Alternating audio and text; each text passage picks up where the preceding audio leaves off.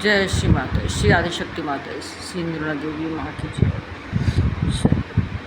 आज मैं आपको आकस्मिक मृत्यु और दुर्घटनाओं के बारे में मैं बताऊंगी, कैसे हमारी दुर्घटनाएं होती हैं और कैसे हमारी आकस्मिक मृत्यु होती है। जो व्यक्ति परम चैतन्य की सुरक्षा में आ जाता है, ये एक ऐसा सुरक्षा कवच है जो हमें अनगिनत नकारात्मक शक्तियों, बीमारियों और समस्याओं से बचाता है, जिनके बारे में हमें पता भी नहीं होता है। फिर भी जब हम फिर भी हमारा जो विश्वास है वो श्री माता जी ने इस विषय पर बहुत स्पष्ट से समझाया है कि हमें ऐसा क्यों होता है। इसके कारण बाहरी नहीं है, बल्कि हमारे भीतर ही छिपे होते हैं। कर्मों का सिद्धांत। फिर आता है कर्मों का सिद्धांत। प्रारब्ध का बेड़ा। कर्मों का सिद्धांत। जो हमारे कर्म, हमने अपने कर्म करे होते हैं, जो अच्छे कर्म होते हैं तो उनका तो हमें अच्छा ही फल मिलता है, लेकिन जो हमारे बुरे कर्म होते हैं उनका हमको बुरा ही फल मिलता है।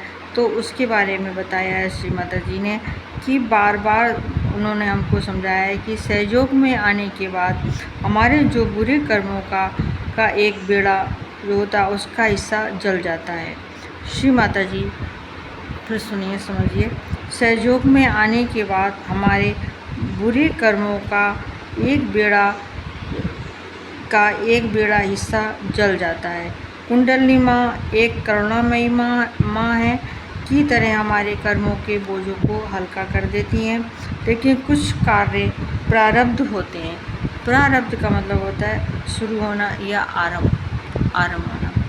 प्रारब्ध होते हैं यानी कि कर्म जिनका फल शुरू हो चुका होता है। जब हम सहयोग में आते हैं, अगर उससे पहले हमारे कर्मों का फल शुरू हो चुका है तो ठीक उसी तीर की तरह होता है, जो जैसे धनुष से निकला तीर। श्री माता जी ने इसका बहुत अच्छा उदाहरण दिया है। उन्होंने बस समझाया है कि यदि किसी ने अपने पिछले जन्मों में या इस जन्म में साक्षात्कार से पहले कोई बहुत बुरा दुष्कर्म किया है, जिसका फल अब पक चुका है,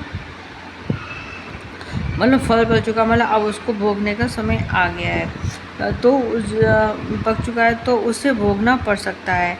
सहयोग उस फल की तीव्रता को बहुत कम कर सकता है। सहयोग में आने के बाद जो आपके बुरे कर्मों का जो है वो आपका जो अब उसका फल जो आपको मिल रहा है, तो उसकी तीव्रता को सहयोग में आने के बाद उसकी तीव्रता को जो है वो कम कर देती हैं। तीव्रता को बहुत ही कम कर देती हैं, लेकिन उसे पूरी तरह से मिटा दें, ये उस कार्य के वेग और व्यक्ति के समर्पण पर निर्भर करता है। वो माँ उस कार्य उसकी तीव्रता को कम कर देती हैं। लेकिन अगर पूरी तरह आप चाहते हैं कि हम सहयोग में आ गए, हमारे सारे कर्मों का जो हमने बुरे कर्म करें और सफल वो हमारे सब खत्म हो जाएं, तो वो चीज़ आपके व्यक्ति के समर्पण के ऊपर निर्भर करता है, साधना के ऊपर निर्भर करता है कि आप कितनी परमात्मा से, कितनी श्री माता जी के साथ आपका समर्पण है, कितना आपके अंदर उनके अंदर भक्ति है, प्रेम भाव है, ये आपके ऊपर निर्भर करता है। वैसे तो माँ सहयोग में आने पर ही केवल जो है वो हमारे कर्मों के जो तीव्रता होती है, तेजी होती है, उसको कम कर देती हैं। लेकिन बिल्कुल ख़त्म हमारा तब होता है जब हम माँ के प्रति हमारे समर्पण होता है, हमारा भक्ति भाव होता है, प्रेम होता है, तो जो भी हमारे बुरे कर्म हैं वो सब ख़त्म हो जाते हैं। माता जी का हस्तक्षेप। माँ आदि शक्ति हैं, वो चाहे तो कुछ भी बदल सकती हैं, लेकिन वे प्रकृति के नियमों का सम्मान करती हैं। माँ भगवान तो सब कुछ कर सकते हैं चाहें तो, लेकिन क्या होता है वो माँ क्योंकि मानव रूप में आई हैं, तो वो प्रकृति के नियमों का मान सम्मान करती हैं, क्योंकि वो सारे नियम उनके द्वारा ही बनाए हुए हैं। हस्तक्षेप तभी करती हैं जब व्यक्ति पूर्ण समर्पण हो। वो और उसके उसके कर्मों पे, उसके कार्यों पे माँ तभी हस्तक्षेप करती हैं जब वह पूरी तरह से समर्पण हो जाता है।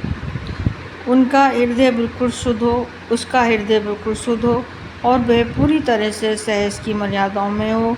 यदि व्यक्ति का समर्पण आधा अधूरा है, अगर आपका समर्पण व्यक्ति का समर्पण आधा अधूरा है तो माँ भी पूरी तरह से हस्तक्षेप नहीं करती हैं। आगे का बहुत कुछ है बताने को, तो वो चीज़ मैं आपको कल बताऊंगी। और आज के लिए इतना ही। और मैं ये कहती हूँ कि जो भी बहन भाई मेरा इस वीडियो को पहली बार देख रहे हैं वो इसको सब्सक्राइब करें, लाइक करें। और जो बहन भाई मेरा वीडियो लगातार देख रहे हैं वो कृपया इसको लाइक करें और शेयर करें, कमेंट्स भी करें। मैं और श्री माता जी के बारे में आपको आगे बताऊंगी। कृपया जय श्री माता जी, जय श्री माता, जय श्री माता।